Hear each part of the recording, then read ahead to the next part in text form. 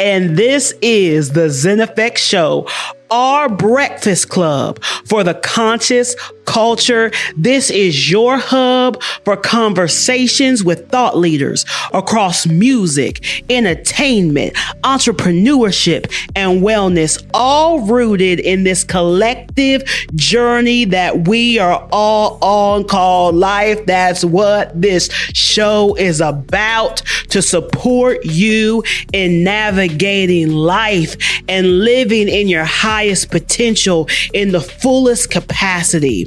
And guess what, you all? You're in the right place tonight, okay?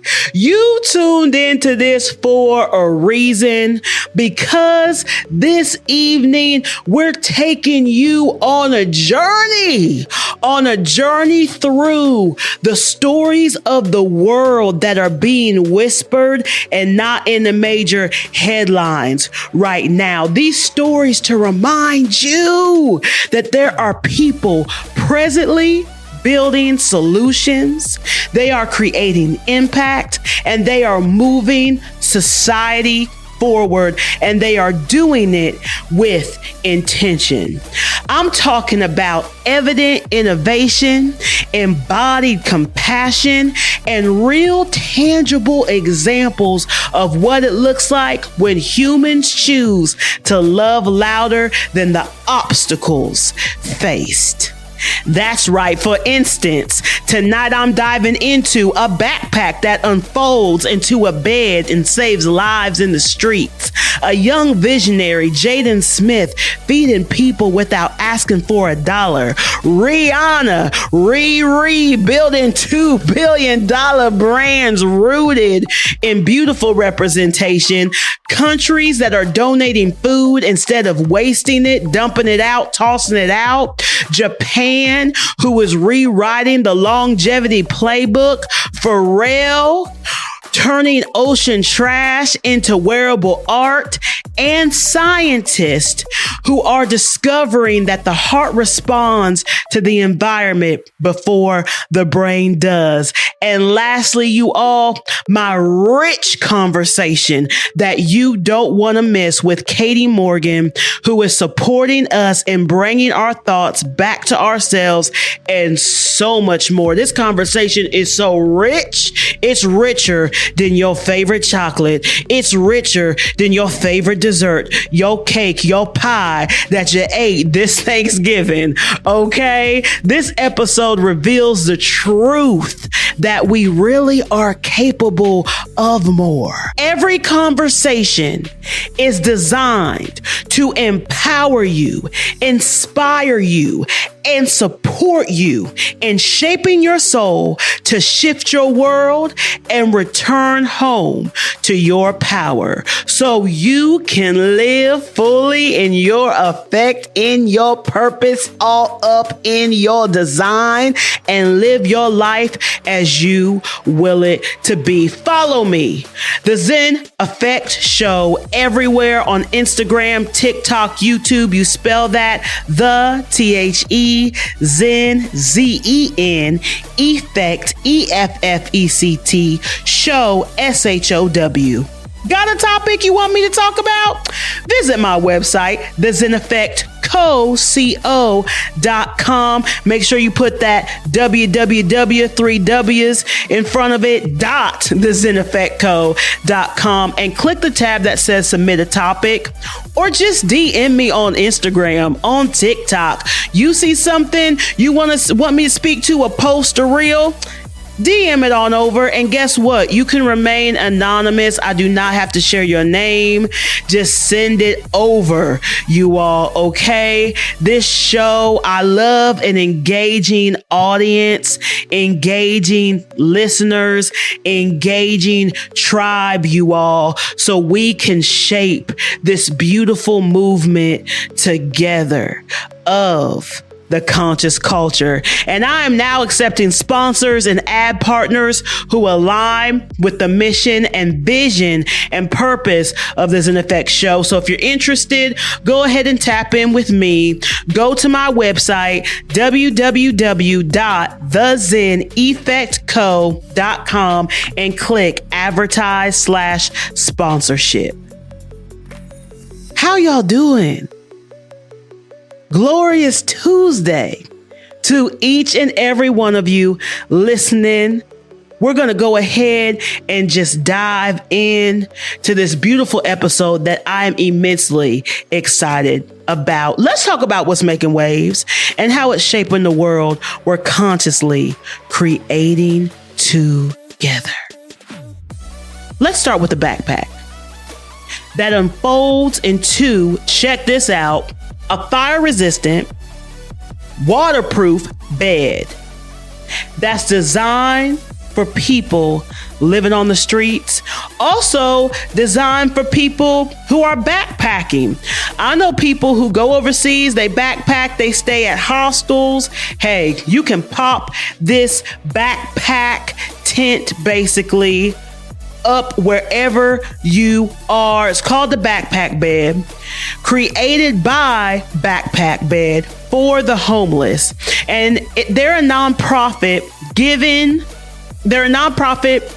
organization, and they're giving dignity, safety, and shelter to thousands who need it most. You all, when I saw this, I was like, this is beautiful. Now, we all know it is not a solution for the real issue at hand of homelessness. And there are many critics who argue this because they say the real solution requires policy shifts and not temporary gear. I hear what y'all are saying, and I understand where you're coming from. However, my conscious take on this is exactly this. Sometimes it's necessary for a supportive,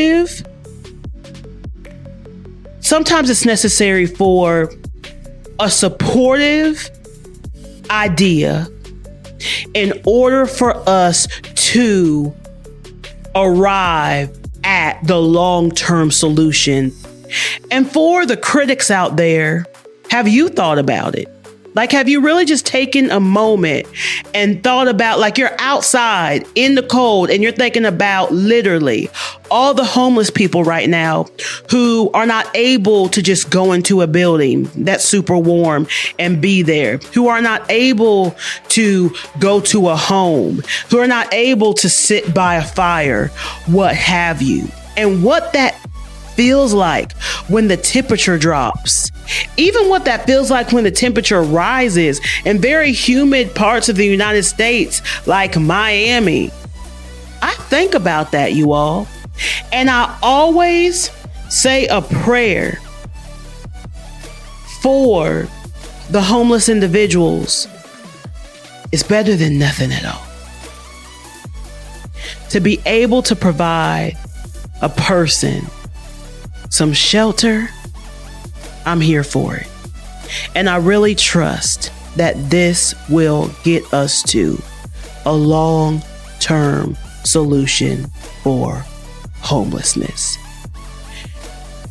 This also shows that small innovations can solve massive problems, and that technology becomes sacred when it protects the vulnerable.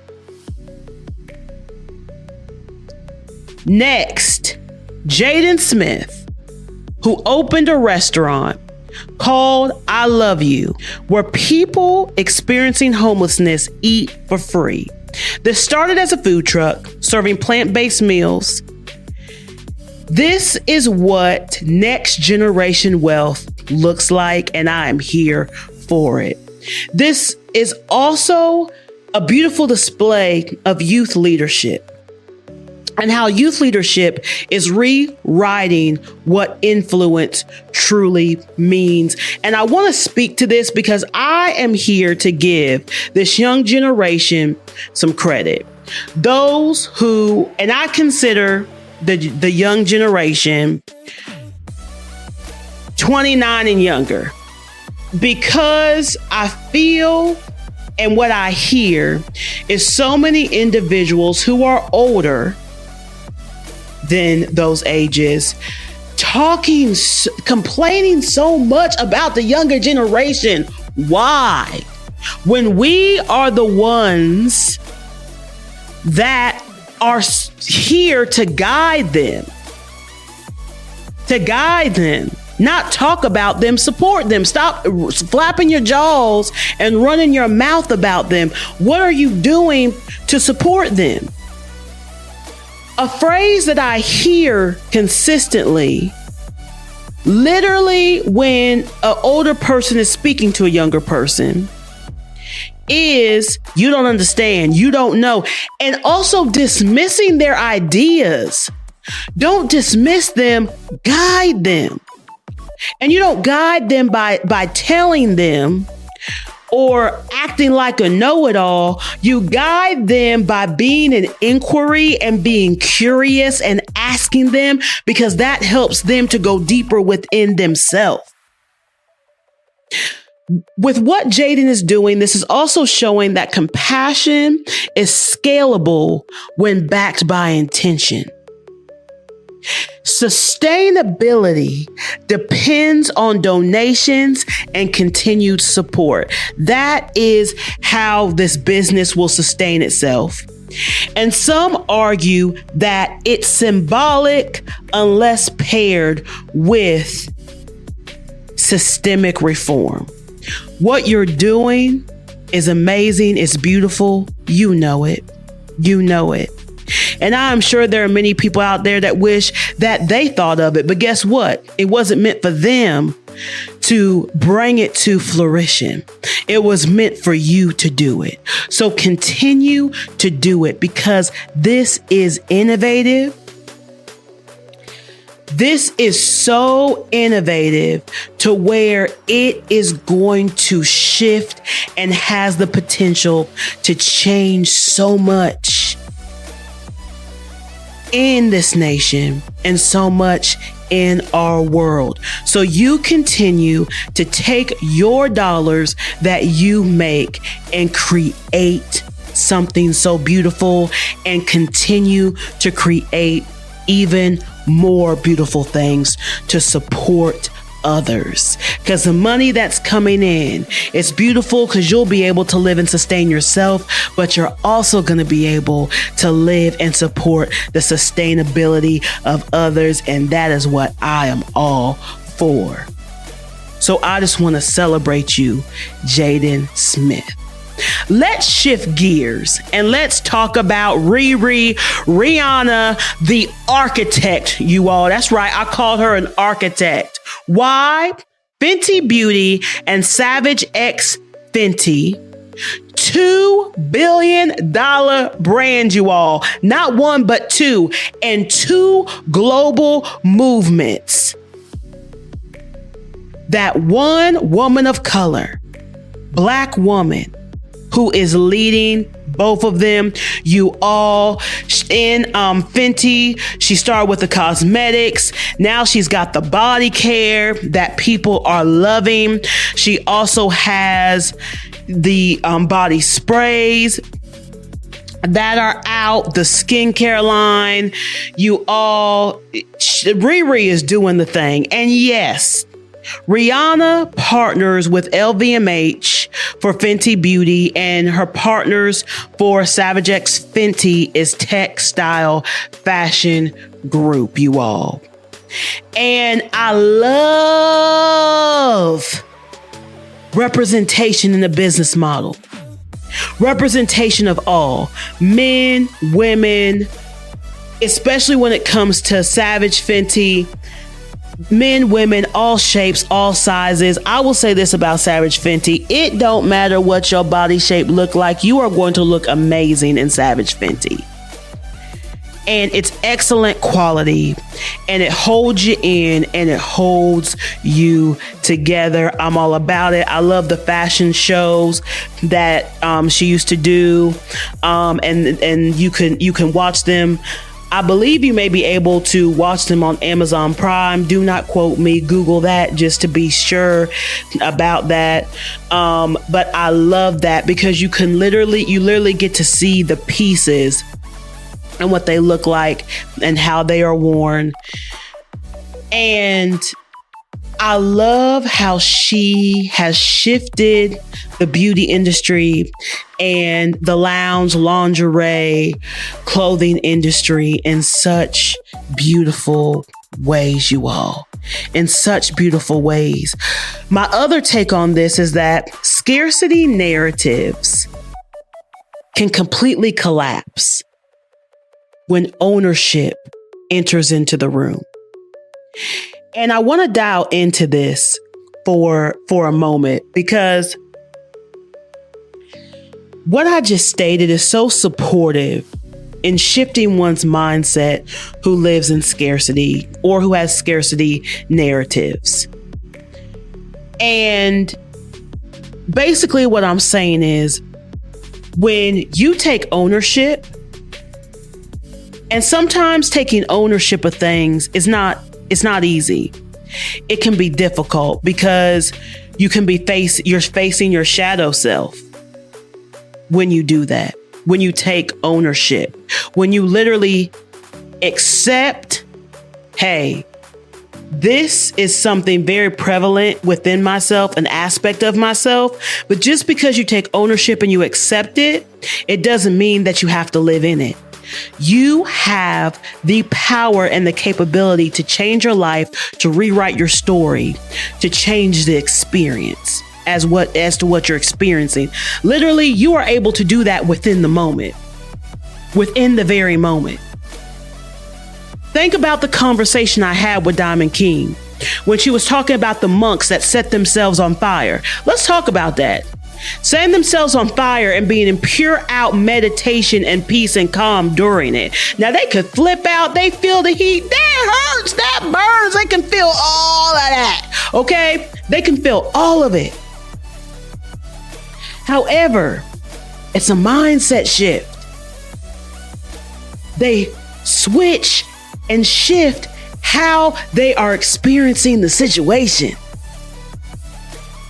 So if they're able to do that, you're able to do that when it comes to scarcity narratives. The solution is to own it.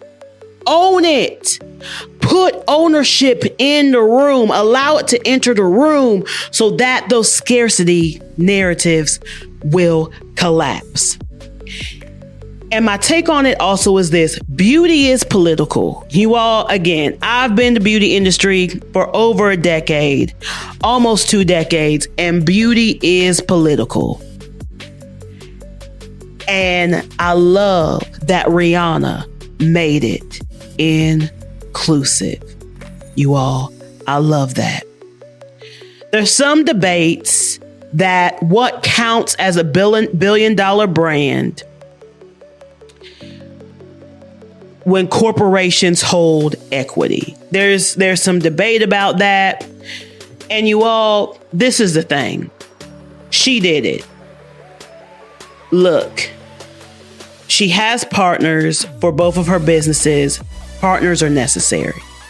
Partners are necessary for every single business. And I'm going to bring up that phrase. No one got anywhere on their own. They just did not. So Rihanna, you did the thing. You've done the thing, and excited to see even more coming. And I celebrate you. And I want to ask Rihanna this. Who knew? Rihanna, did you know? Started out in music, so smart. I don't know what her plan initially was, but I'm just giving my take from the outside in. You start off in music to make a name for yourself, which is so smart. You started in something to make that name for yourself, and then you shifted into creating your own brand, which in my opinion has truly paved the ways for all these celebrity brands that is the craze right now in the beauty industry. So not only did you create $2 billion businesses, but you also are a trailblazer. Now, you all, I want to give my take on this. France passed a law banning supermarkets from throwing away unsold food. Instead, it must be donated to charities. Imagine that. A law, a whole law that feeds people, human beings, rather than filling up landfills. A conscious take that I have on it is this. Policy can actually be compassionate. Because we create our reality. We are able to create what policy is and what it looks like. And it shows that it can be compassionate. And that hunger persists, not from scarcity, but from misaligned priorities. Get your priorities in order. Get your priorities in order. Get your priorities in order. The debate is whether it's scalable worldwide. Why wouldn't it be? Why wouldn't it be? We are able to create our own reality. So why would we choose not to create the scalability of this world worldwide? Why would we not? Why would we not? You all, when it comes to this particular topic, my additional take on it is this: we should have been done this. Like this should have been global. Grateful that it's here now so it can expand us forward, but let's not waste time. Let's not hesitate, and let's get to getting. Let's do the thing. Let's do the thing. Why not? Why not? Because this is actually supportive to the collective, to the all, in consideration of the all. Okay? And that brings me to this. Pharrell Williams, creative director, architect of sound, and now architect of sustainability. You better earn them titles and get them titles, Pharrell. It's fantastic. Through bionic yarn, which sounds so cool, he helped turn ocean plastic into textile fibers used in clothing with brands like G-Star Raw. Art, activism, and engineering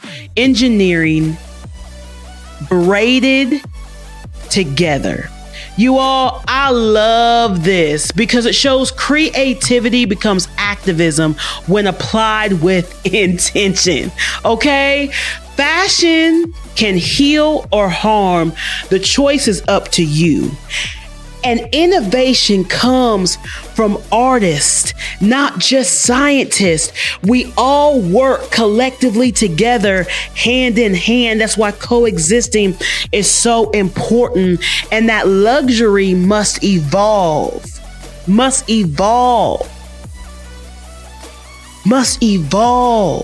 to mean ethical, you all. To mean ethical. To me, that's true luxury. It's sustainability, is it not? When you can sustain your luxury, come on, somebody. That's beautiful success. That's beautiful success. Something to watch out for. Recycling alone doesn't stop plastic production. We're aware of that. And something that's being debated is whether ocean cleanup or prevention should be prioritized. And something that is pending is scaling sustainable textiles globally. And I am just so grateful that the conversation is here. The conversation is here, you all. The conversation is being discussed. And that brings me to this futuristic innovation. You all, the future is here. The future has arrived, even though with the things I just mentioned, I feel have been long overdue. Aleph, Model A, the first FAA approved flying car, you all. That's right. You heard it here. Vertical takeoff, road legal, sky legal. The Jetsons era, you all, where animation comes into our reality, is here. It has arrived, you all. It is here. It looks very interesting. I encourage you to look it up. It looks very interesting, the body of it. And my take on it is this: every innovation begins as someone's imagination refuses to die. Refuses to die, refuses to think that their idea is crazy, refuses to believe what anybody says about it. It is here. And the future opens up for anyone bold enough to question what is actually possible. Challenging the laws of physics is not what defines the future. Daring to think differently is what defines the future, you all.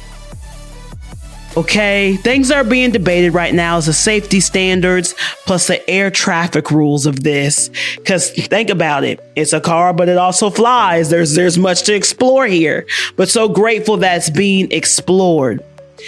And the mass production and regulation of it, you all, I want to add to this conscious take. What comes up for me is what's going to happen to aviation? What's going to happen to aviation? We have flying cars now. We got to look at the price of this. So what will happen to aviation is not going to be something that is going to shift overnight, but it's definitely something to be mindful of. Because, I mean, hey, if I have a car that can fly, and it also depends how far it can fly, the first car doing this, what have you, but if it can fly, why would I not? Like, that's my travel. Like, why not? Why not? Why would I pay to go on a plane when I can put my earned dollars into this? It just seems more economic. What do y'all think about this? I would love to hear what each and every one of you, how you feel about this, what you think about this. DM me, follow me on Instagram, contact me through my website. I would love to hear how you feel about this. I'm sure there are going to be people who are in fear about it, but hey, we're evolving, y'all, and we're evolving in beautiful, innovative ways. I mean, look at Waymo. Have any of y'all driven in a Waymo, by the way? Rode in a Waymo, because Waymo is like Uber, but without the person. It's like Lyft, but without the person. I would love to hear that too. Share with me if you have ridden in Waymo. Share with me your experience, because look, curious minds want to know. Curious minds want to know about it, you all. And I want to talk about Japan. Crafting the longevity playbook. Japan now has over 95,000 people over the age of 100. Let that sink in. A culture where longevity is the norm, not the exception. What's the secret? Diet. We know that. But also community, purpose, movement, and the belief that elders are essential because they are. Longevity is spiritual, you all. It's not biological. Community is medicine. Community supports your growth. Community supports us evolving forward. Community also brings clarity. It supports clarity. Purpose will preserve your life force, and aging is sacred. When society honors the age. In Japan, they don't believe, like when it comes to skincare products, they don't believe in like anti-aging. They believe in healthy aging. They celebrate aging. I would love for us to adopt that in every single country. Think of what the world would be like. Just be with it for a minute.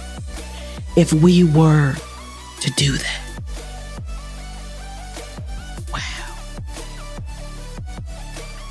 Oh, what a great place it would be. All the possibilities. Absolutely endless. Before my conversation with Katy Morgan, let's get into today's last conscious take. The Heart Math Institute found that the heart responds to emotional stimuli before the brain does, meaning your heart knows the environment before your mind analyzes it. You all, I truly believe this speaks to intuition, because intuition truly lives within the heart space. Yeah, there's that gut feeling, but it comes from the heart space. And intuition isn't mystical, you all. It's biological. Your heart is a compass. Your heart leads and the mind supports its innate design. Intuition is information in a faster language. Let that land. Intuition, your inner compass, your inner guidance system.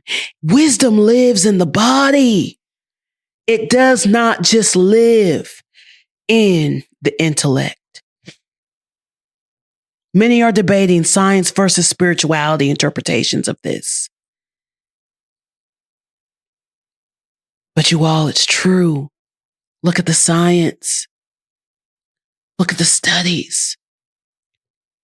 May truth guide you and may clarity lead you in this rich conversation with Katy Morgan about spiritual hygiene and addressing spiritual bypassing.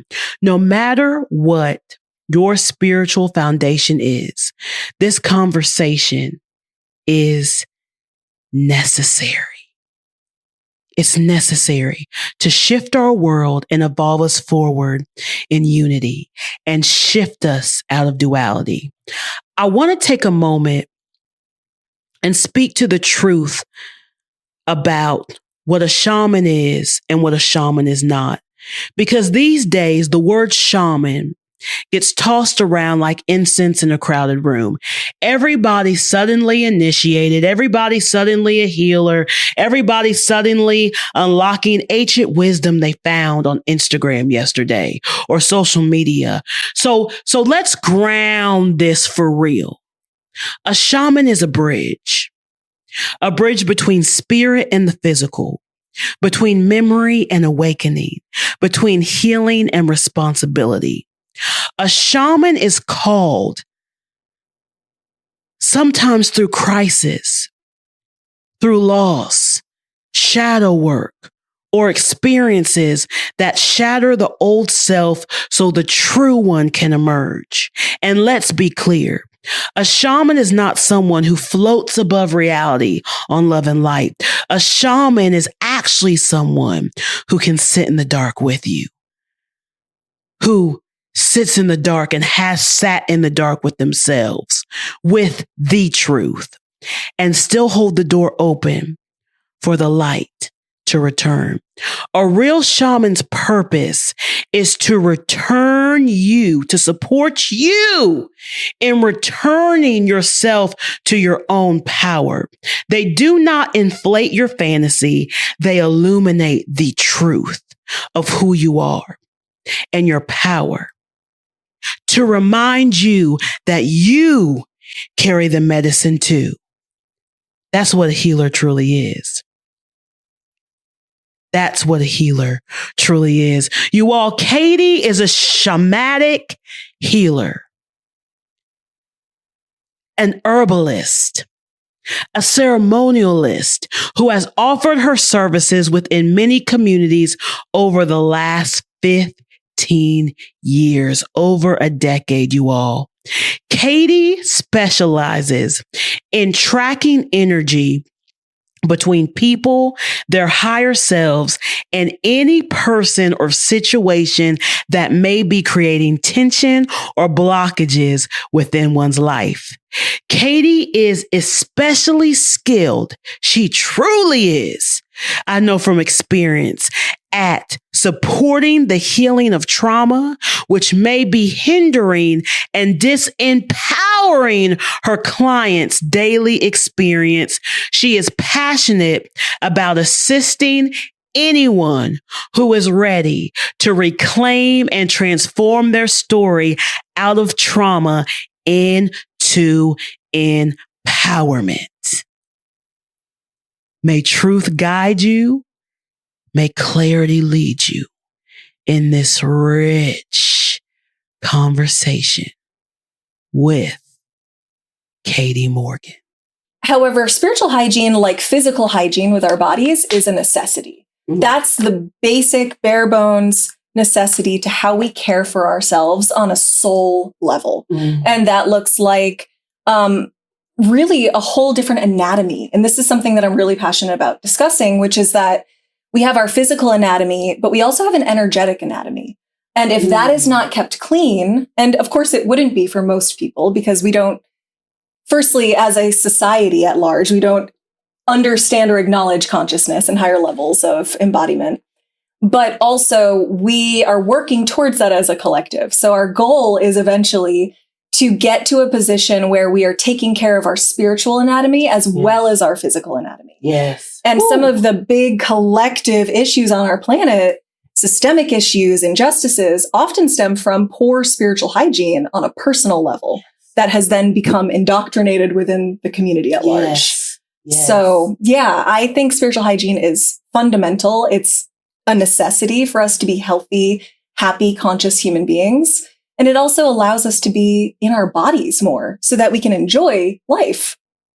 There's this whole talk and discussion about, vibing high and this is low vibrational and this is high vibrational and I'm not feeling your vibe or what have you, right? All these buzz phrases around that, which really speaks to the energy. But I feel it's something that we toss around so much. Yeah. So this is very important to bring to y'all's awareness so that you're able to know what you're talking about when you're talking about vibes and when you're talking about vibrations. So my first question to you is this. So, there's so many ways that we can, just so y'all know, we're going to have multiple discussions on this because there's so much that's coming alive for me right now to ask you. First, I want to start with when it comes to spiritual hygiene, like you said, it's very much like self-care. Yeah. How can you tell when your spiritual hygiene is when you're in alignment, when you're aligned with the principle, I would say, of spiritual hygiene? Yeah. Because something that Katy and I are really big on, and I really strive to do this as often, but sometimes I slip up, is not saying good or bad, right? Because that's a value judgment. Not saying what is the best spiritual, like how do you know you're in it and how do you know you're not? Like instead of saying that, just like how you know you're in the optimal flow in the design alignment of it, and what are some things to be aware of if you're not? So that's such a good question because I heard you mention something earlier, which I think is kind of cycling into this answer, which is that, value judgments on emotions and vibes, right? Those are buzzwords that our society talks about, and energy and spirituality is becoming a wider, more readily available concept for people to grab onto because they are desperate for something deeper. Yes, They're desperate for consciousness and to connect deeper and to understand each other deeper and to have community that understands them on a soul level. But high and low vibes, to me, those statements and qualifiers aren't helpful. And a lot of our society uses them because all emotions are healthy.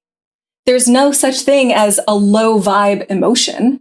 There's only feeling like you are sluggish or stuck or stagnant because you're not processing the emotion effectively. There's nothing wrong with feeling it, but when it sits here and it gets stuck and causes, tension and it pockets in our body, that's when it creates a distortion to our spiritual hygiene, where now we have energy currents that need to reroute themselves around stored emotion or unhealthy emotions that are lingering for too long, perhaps. So for me, when I think of spiritual hygiene and being an optimal flow, I think of being able to show up in our communities, to have conscious conversations, to feel like we have usable energy at our disposal.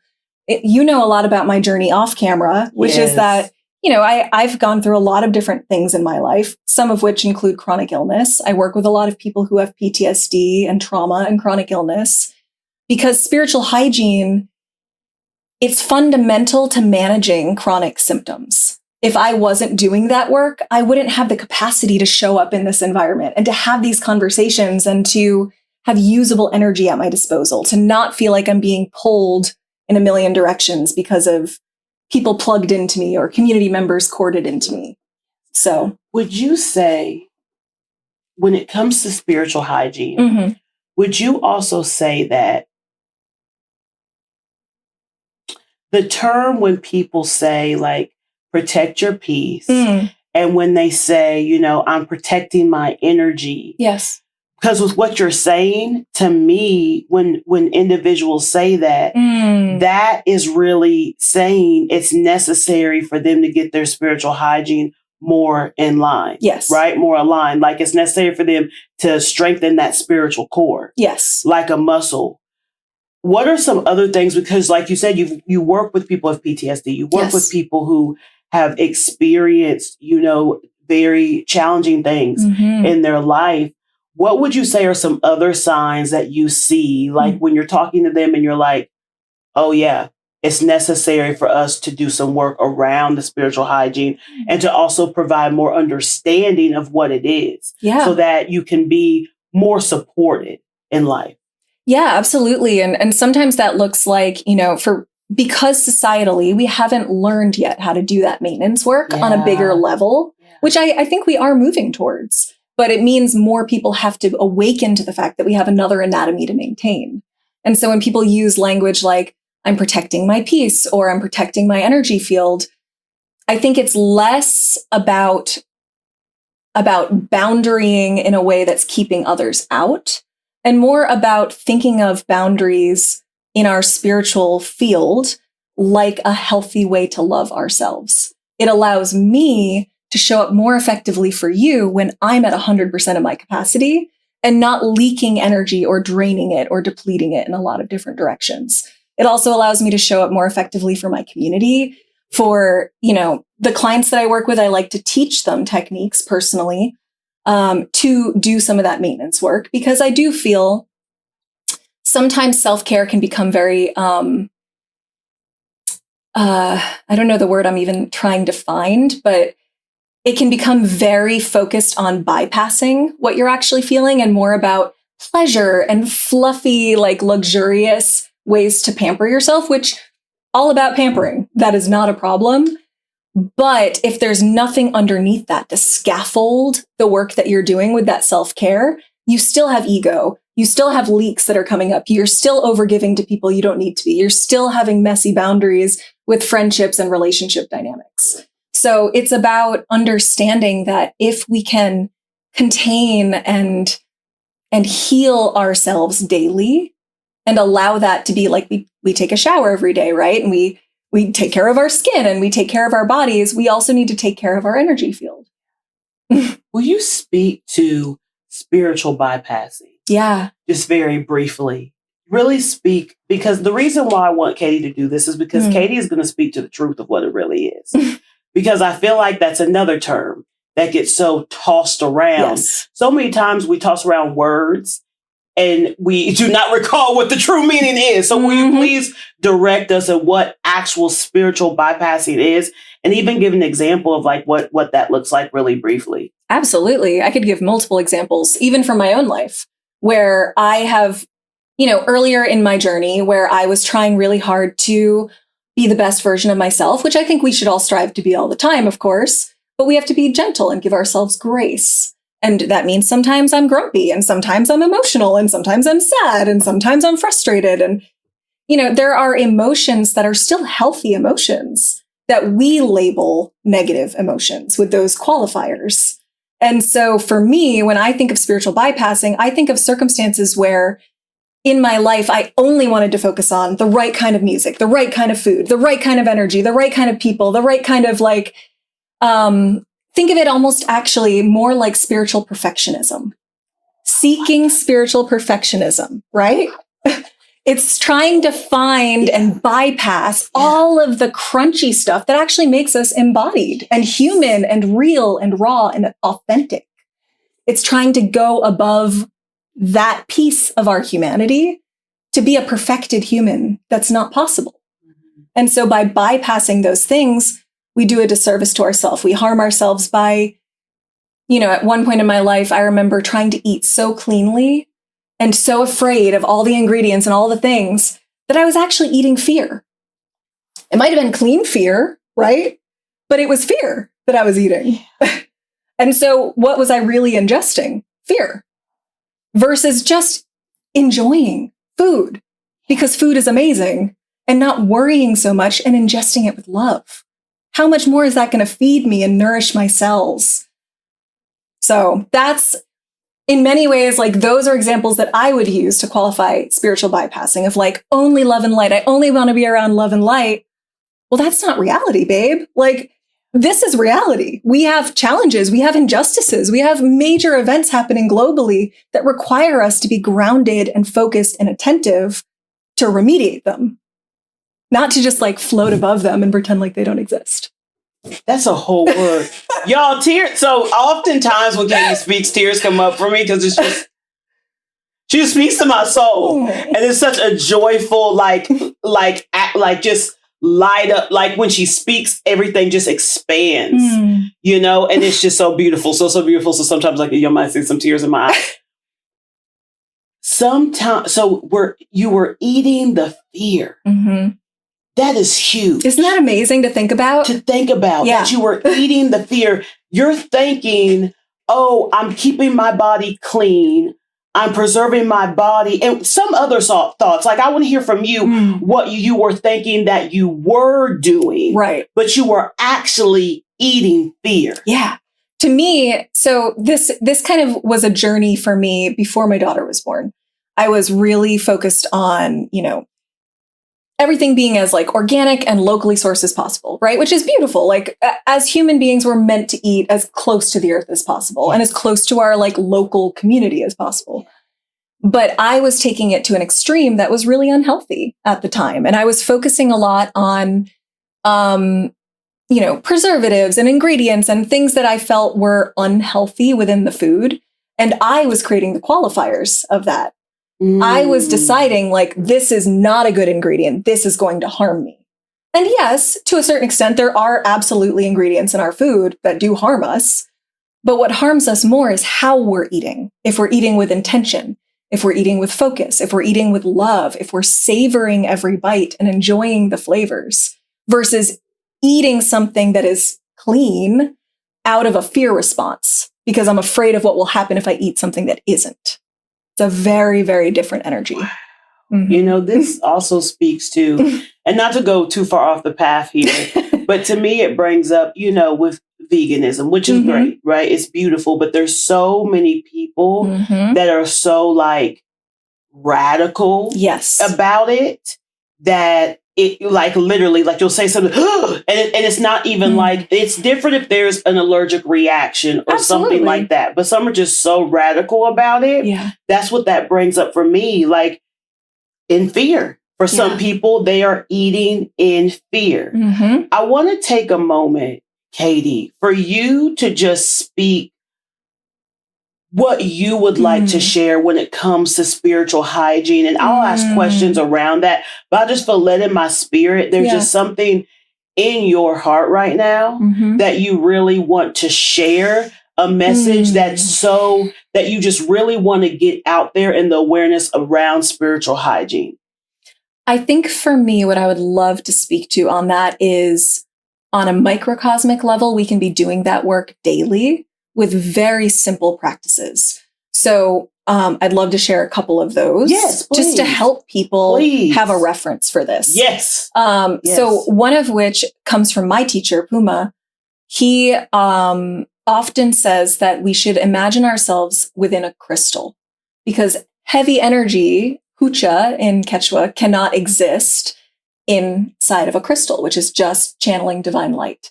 So imagine our bodies inside of a crystal, and then imagine like pulling in, calling in light, clearing and cleansing our body and pushing and squeezing all the debris, the heavy emotion down our spine, down through our legs, out through our feet into the earth. And just daily, 5 minutes a day, even a couple times a day, clear your field like this. Bring your thoughts back to yourself. Bring your awareness back to your body. Focus on your breath, the things that connect us to who we are in this body, and focus on all of the chatter that's sitting in the body that just needs to flush. It doesn't need a voice anymore. It's had its time. It's sitting in the tissue now, and it's not serving a purpose. So a simple, effective way to do that is something as simple as imagining you're within a crystal. Mm. Another thing that I love to imagine is I light a candle at the end of a day, and I love to imagine like scooping energy off of my body. So like if I feel tension in my shoulders or up behind my spine, like I literally imagine throwing it into the fire. In shamanism, the foundation is to focus on not only otherworldly energies and how we can effectively work as an ally with spirit and ground it and anchor those messages here to benefit humanity, but it's also focused on elemental energy, working with elements as a form of release. So Earth absorbs heavy energy. We can sit under a tree and just imagine that the roots of the tree are pulling the heavy energy out of our body. It's why nature always feels so grounding and comforting.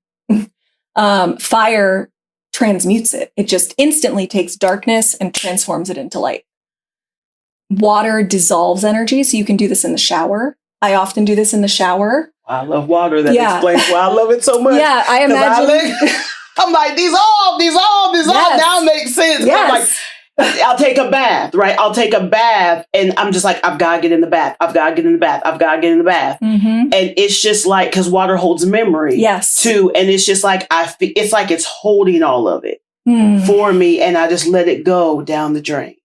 That's exactly a beautiful practice. Water dissolves heavy energy, so its function is to take what is sitting in your body that's stagnant, pull it out, and release it.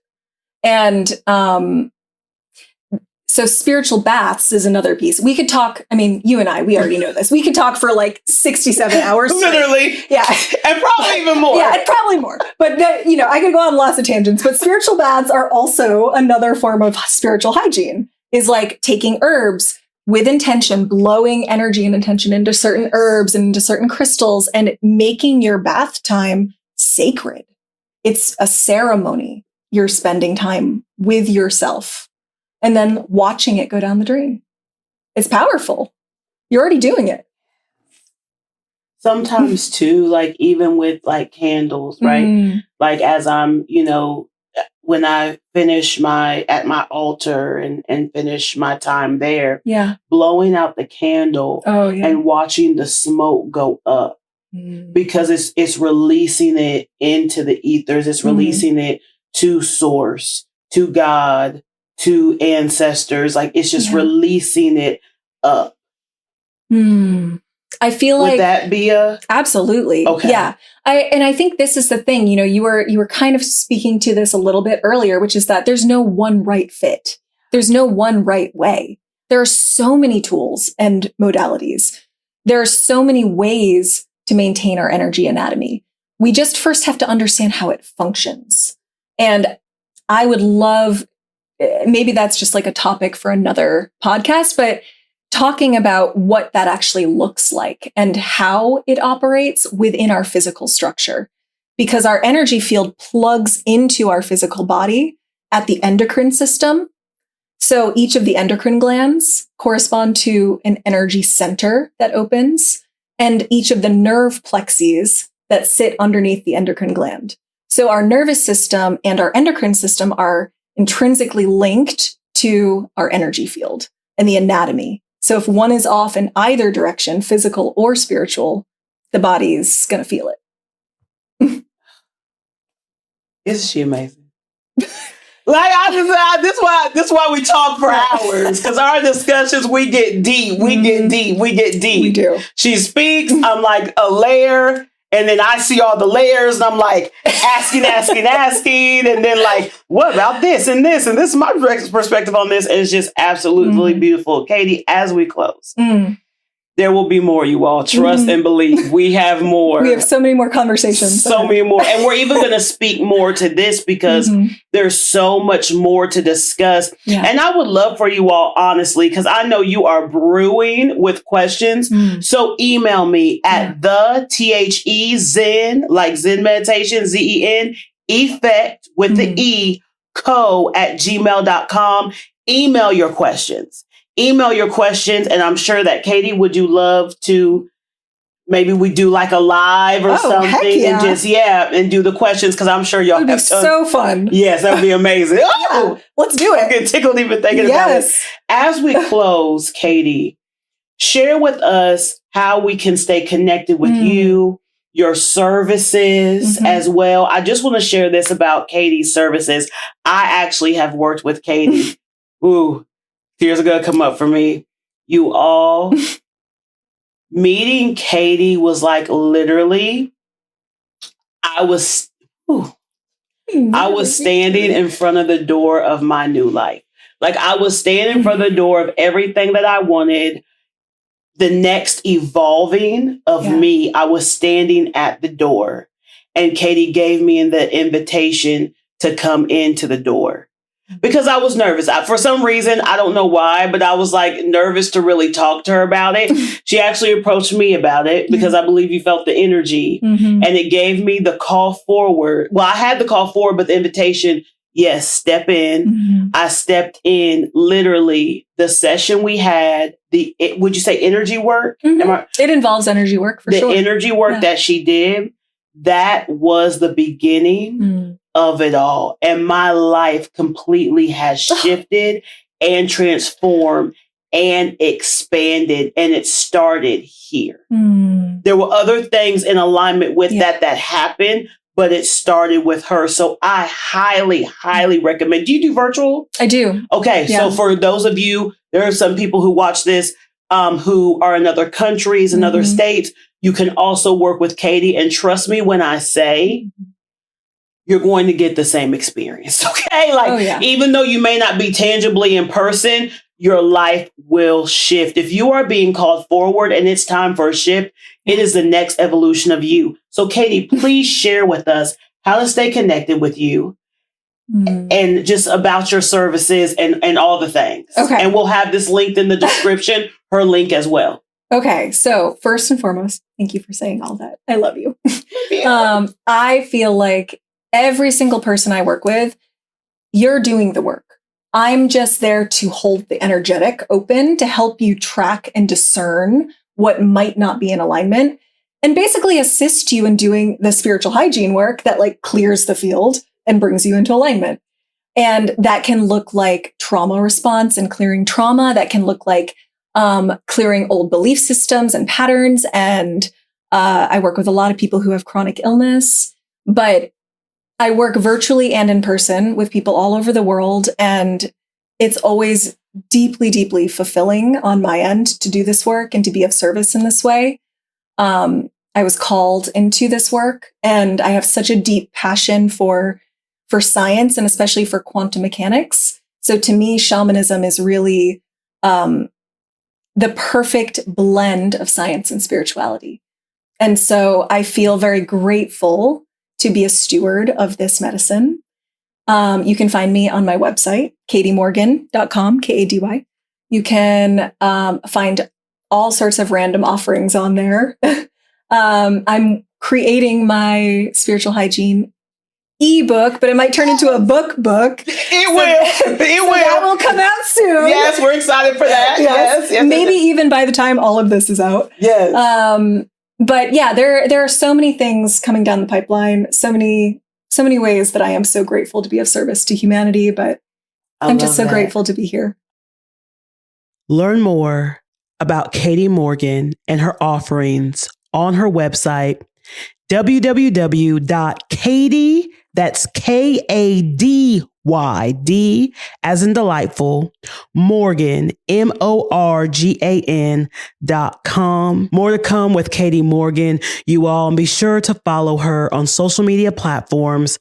Her handle is Katy, KADY, Morgan Love. Today, we amplified the voice of human possibility, compassion, innovation, creativity, longevity, and insightful wisdom of our internal compass, the heart. This is the Zen Effect Show. And remember, always remember to keep your soul hydrated and your spirit fortified. Until next Tuesday at 6 p.m., stay elevated.